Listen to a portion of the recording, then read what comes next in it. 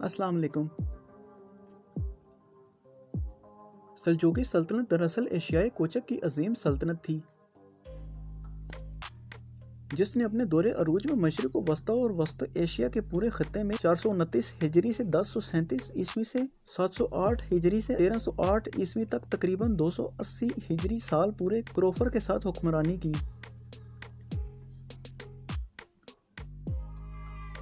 یہ دولت عباسیہ کے بعد عالم اسلام کو ایک مرکز پر جمع کرنے والی آخری سلطنت تھی۔ اس کا پہلا عہد زرعی تقریباً 150 سال کو محیط ہے۔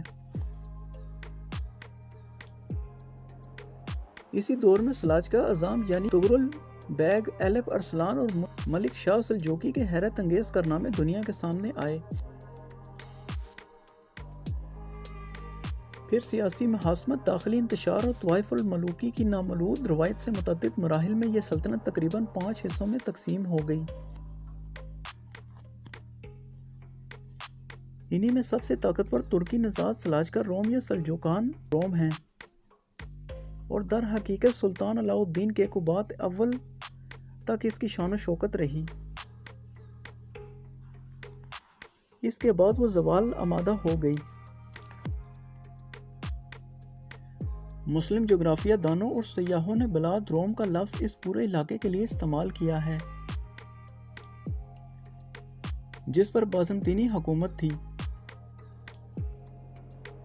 اسی مناسبت سے ان کو سلاجقہ روم کہتے ہیں، چونکہ یہ حصہ جہاں انہوں نے اپنی حکومت قائم کی اس کو بازنطینیوں سے حاصل کیا تھا۔ ان کی حکومت ایشیائی کوچک کے علاوہ آرمینیا اور جزیرہ فرات تک پہنچ گئی۔ پہلے ان کا دارالحکومت ترکی کے شہر نیکیا میں تھا، بعد میں ترکی کے جزیرہ نمایا اناطولیہ کے وسط میں واقع شہر کونیا منتقل ہو گیا، اور بھی بعض شہروں میں یہ گاہے گاہے منتقل ہوتے رہے۔ ثقافت کے آئینہ دار وہ ترکی فارسی تھے۔ ان کی توسیع پسندانہ سیاست نے سلطنت کو وسیع تر کر دیا تھا۔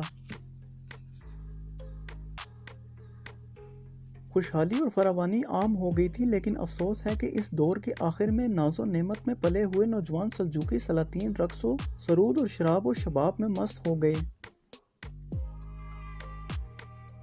اور حرص و ہوس کے متوالے امرائے سلطنت عملی طور پر فرمان روا بن گئے، جن کا سرغنہ امیر سعد الدین بن محمد کوپک تھا، جسے عربی اور فارسی میں کوبک کہتے ہیں۔ اس میں کوئی شک نہیں کہ سلجوقیان روم نے اپنے دور حکومت میں تعلیمی، عسکری اور تجارتی میدانوں میں ناقابل فراموش خدمات انجام دیں۔ بڑے بڑے عادل، علم دوست اور انسانیت نواز فرما رواں سلجوقی سلطنت کے اس دورانیے میں بھی ہوئے۔ ان میں نمایاں نام سلطان علاء الدین کیقوباد کا ہے، جسے بہت سے مخلص امیروں اور گورنروں کا تعاون حاصل رہا، لیکن افسوس ہے کہ اس کے دور حکومت میں بھی جو بے وفا اور حرص و ہوس کے مارے سربراہان حکومت گزرے، انہی میں سب سے بڑا بدنام زمانہ سعد الدین کوپک ہے۔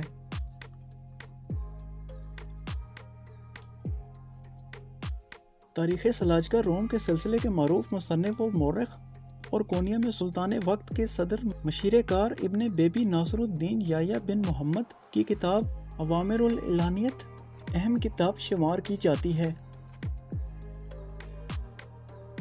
ان تینوں بنیادی کتابوں اور ان کی روشنی میں لکھی جانے والی بعد کی کتابوں سے اس بات کی تصدیق ہوتی ہے کہ اس سلطنت کے زوال کا ایک بڑا سبب کار پردازان سلطنت میں اقتدار کی رسا کشی اور آپس ریشہ دورانی کو قرار دیا جاتا ہے۔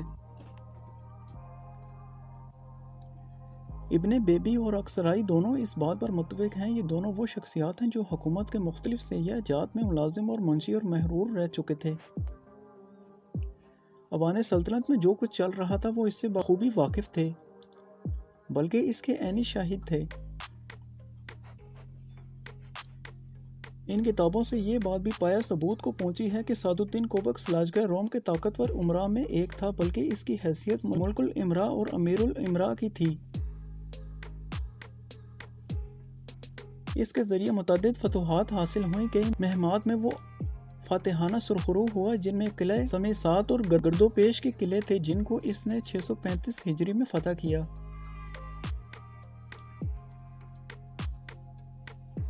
لیکن افسوس کہ اقتدار کی ہوس نے اس شاطر دماغ وزیر کو قاتل اور سفاک بنا دیا۔ اس کے سر میں امیر سے سلطان بننے کا سودا سما گیا جس نے اس کو چین سے بیٹھنے نہ دیا، اور اس مقصد سے اس نے دشمنوں سے ساز باز شروع کر دی۔ ان سے خفیہ ملاقاتیں، خفیہ مراسلات اور وعدے ارادے شروع ہو گئے۔ رازوں کی خرید و فروخت نے اس کو مضبوط اور ریاست کو کمزور کر دیا،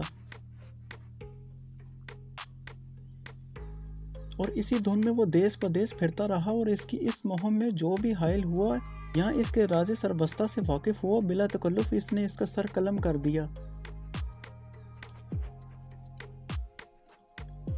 اور بڑے بڑے امیروں کو دردناک سزائیں دیں، حتیٰ کہ ایک ملکہ کا خون بھی اس کی گردن پر ہے۔ اسے عیسائی پیشہ ور جنگجوؤں کی بھی مدد حاصل تھی۔ کہا جاتا ہے کہ منگولوں سے بھی اس کے خفیہ تعلقات تھے۔ خوارزم شاہی سلطنت سے وفاداری کے سلسلے میں بھی یہ شکوک ہے۔ کوپک بظاہر بڑا شریں گفتار، ملن ساز، درمند اور دریا دل تھا۔ وہ عدالتی منتظم، بیوروکریٹ، وزیر تعمیرات اور شکار ذمہ دار تھا، اسی لیے اس کے نام کے ساتھ امیر السعید التعمیر لکھا جاتا ہے۔ وہ فن تعمیر میں بھی بلا کا ذوق رکھتا تھا۔ کونیا کا عالی شان سرائے خانہ خان زازا دین اسی نے بنوایا تھا۔ اس نے بحر بشیر کے جنوب مغربی ساحل پر کونیا سے 100 کلومیٹر دور کباد آباد محل کی تعمیر کروائی۔ افسوس کہ اس وزیر شکار نے جنگلی جانوروں کے بجائے معزز انسانوں کا شکار کیا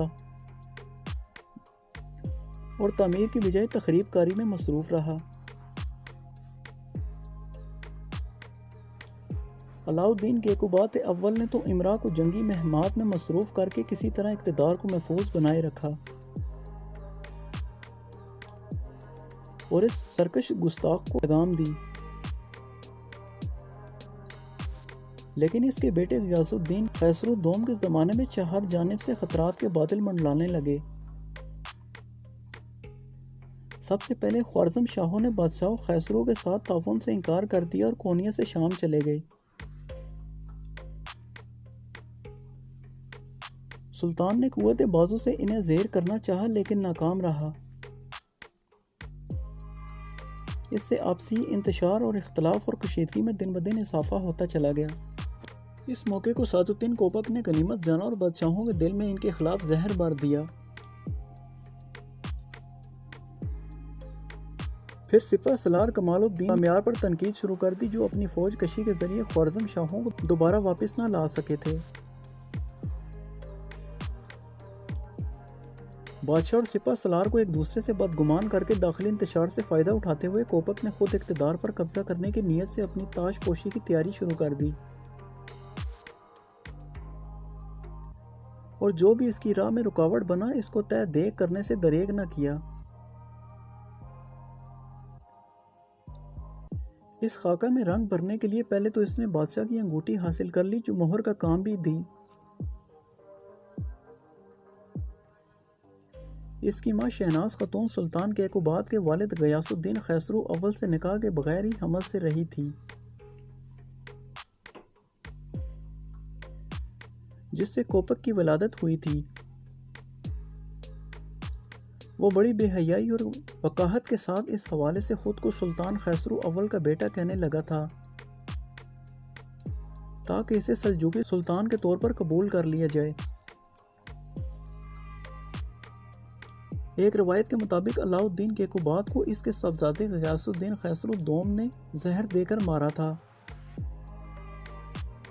اس لیے کہ سلطان نے اپنی ایوبی بیوی ملکہ عادلیہ کے بیٹے عزیز الدین کیقواس کو ولی عہد مقرر کیا تھا اور خسرو جو دوسری بیوی سے تھا اس کو اپنا شاہی وارث نہیں بنایا تھا۔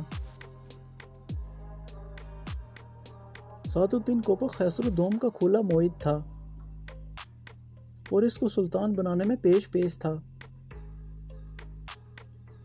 ابن بیبی کے مطابق خسرو کو اپنے سوتیلے بھائی عزر الدین اور اس کی والدہ سے مخالفت کا سامنا تھا۔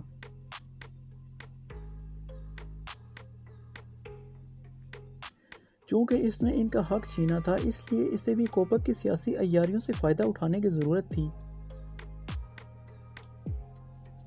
تاکہ بلا شرکت وغیرہ وہ کرسی اقتدار پر جلوہ افروز رہے۔ اس کی ایوبی ملکہ کا گلا گھونٹ دیا اور عزر الدین کلیج ارسلان اور اس کے دوسرے بھائی رکن الدین کو برگلو میں قید کر دیا۔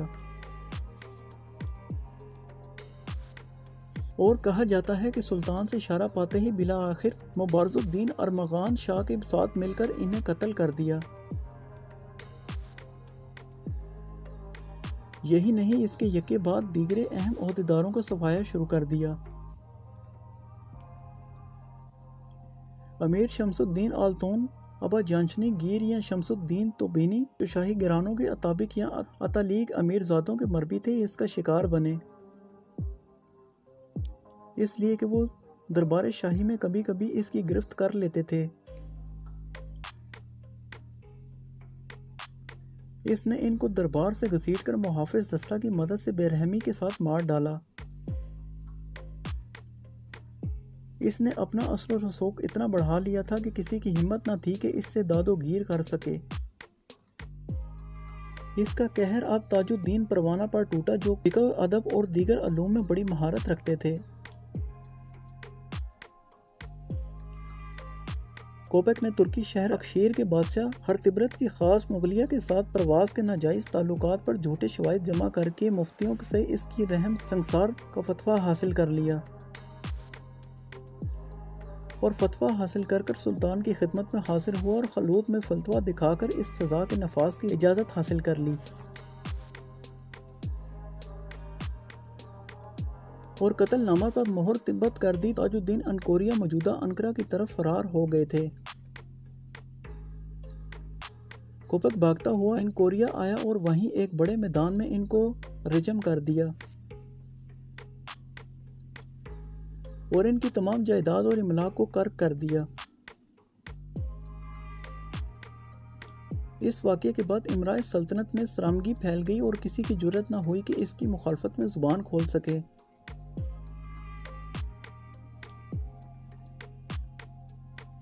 جب کوپک کو محسوس ہوا کہ دیوان خانوں میں ابھی بھی اس پر شمع گوئیاں چل رہی ہیں تو اس نے سب کو اپنی فوج کشی اور جنگی مہمات میں مصروف کر دیا۔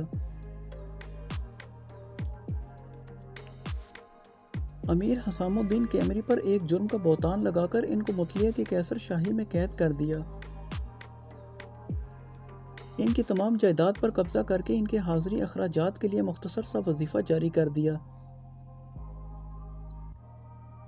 پھر کونیا آیا اور کامل الدین کامیار جیسے فاضل عالم اور شاعر و ادیب وزیر کو مورد الزام ٹھہرا کر قتل کر دیا۔ ظاہر ہے ان غیر انسانی حرکتوں اور خون ریزیوں میں زیادہ تر سلطان کا ہاتھ یا ساتھ نہیں تھا۔ وہ خود اپنے قریب ترین امراء کے قتل سے سخت تکلیف میں مبتلا تھے، لیکن وہ کوپک کی سیاسی ذہانت اور مکاریوں کے زیر اثر آ گیا تھا اور اس کے پاس اس کی ناجائز کارروائیوں کو روکنے کے لیے کوئی ثبوت نہ تھا۔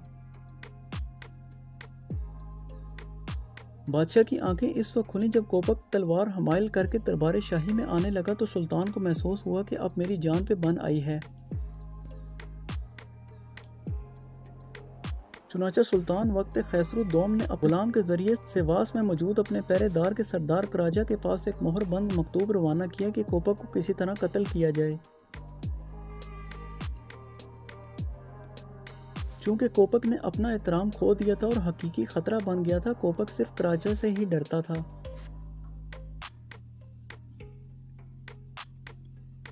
کراجا نے اچانک کوپک سے ملاقات کی اور اس کی ثنا خوانی سے اس کو اپنے شیشہ میں اتار لیا۔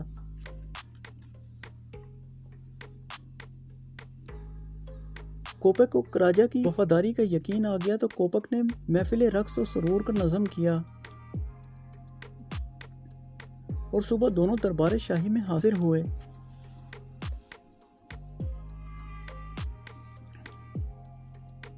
کراجہ کسی بہانے باہر آ کر کھڑا ہو گئے۔ جب کوپک مجلس سے باہر نکل کر جیسے ہی کراجہ سے آگے نکلا تو انہوں نے اس پر ایک ضرب لگائی جو ضرب کاری نہ ہو سکی۔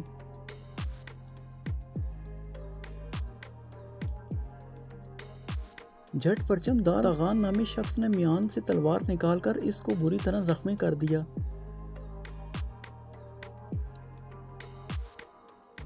خون میں لت پت بھاگ کر کوپک سلطان کے شراب خانہ میں چھپا۔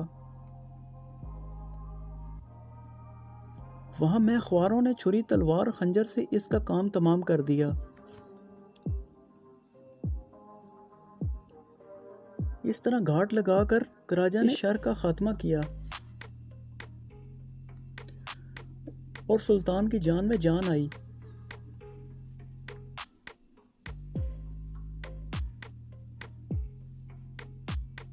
بادشاہ کے حکم سے عبرت کے لیے اس کا جسد خاکی ایک آئینی قفس میں رکھ کر اونچی جگہ پر رسی سے لٹکا دیا گیا۔ چنانچہ وہ لوہے کا پنجرہ ایک شخص پر گرا اور وہ وہیں دم توڑ گیا۔ سلطان نے کہا یہ مر کر بھی باز نہ آیا۔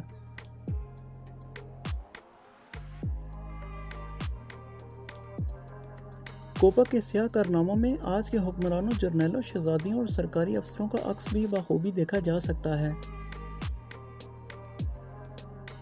جو اقتدار کی خاطر کفار سے دوستی اور اپنی قوم سے غداری کرنے کے لیے بھی تیار رہتے ہیں۔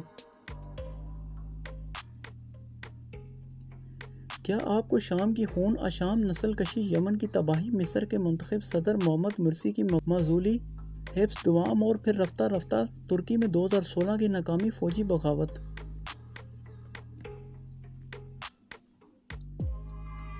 2018 میں استنبول میں واقع سعودی قونصل خانہ میں جمام خشوگی کے بےدردانہ قتل اور اب صدی معاہدہ یا ٹرمپ پیس پلان کے پیچھے کوپک جیسے حلیہ ساز چہرے نظر نہیں آتے؟ دوستو، آپ کی اس بارے میں کیا رائے ہیں؟ کمنٹ سیکشن میں اپنی رائے سے آغاز ضرور کیجیے گا۔ ملتے ہیں نیکسٹ ویڈیو میں۔ اللہ حافظ۔